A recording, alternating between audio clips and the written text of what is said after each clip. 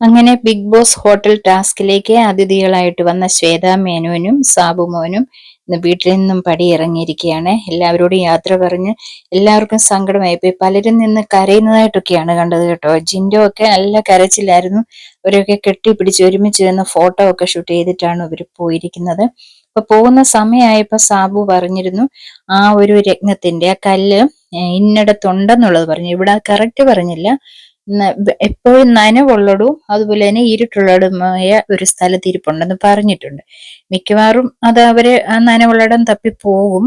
പക്ഷെങ്കിൽ ഇനി ഇവര് പോയതിന് ശേഷം ഇനി ആ കല്ലിന് വാല്യൂ ഉണ്ടോ എന്നുള്ളത് അറിഞ്ഞുകൂടാ.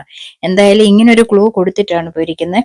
ഒരു കാര്യം നമുക്ക് അറിയാവുന്ന കാര്യമാണ്, ബിഗ് ബോസ് സീസൺ 6 തുടങ്ങിയ പിന്നെ ഒരു മൂകതയായിരുന്നു ആ ഒരു ഹൗസിനുള്ളില്.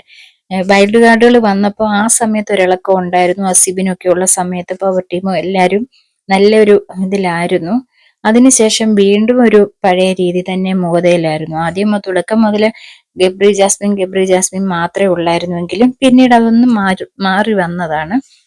ഇപ്പം പിന്നെ അതിനുശേഷം ബിഗ് ബോസ് ഹൗസ് ഒന്നൊരു ഇളക്കം ഉണ്ടായത് ഈ ഹോട്ടൽ ടാസ്കിനോടനുബന്ധിച്ചാണ്. അപ്പൊ ഇനി ഇതൊക്കെ ഒരു ഇളക്കം തുടക്കം ഇട്ടത് കൊണ്ട് ഇനി അടുത്ത ആഴ്ചയിലെ പവർ ടീം ആയാലും ജിൻഡോയും കൂട്ടരുമാണ്. അപ്പം കുറച്ചുകൂടെ ഒരു ഇത് ഉണ്ടാകും എന്നുള്ളത് നമുക്ക് ചിന്തിക്കാം. എന്തായാലും നമുക്ക് ബാക്കിയൊക്കെ കണ്ടു അറിയാം എങ്ങനെയാകുമെന്ന് ഇനിയുള്ള മുന്നോട്ടുള്ള കാര്യങ്ങൾ.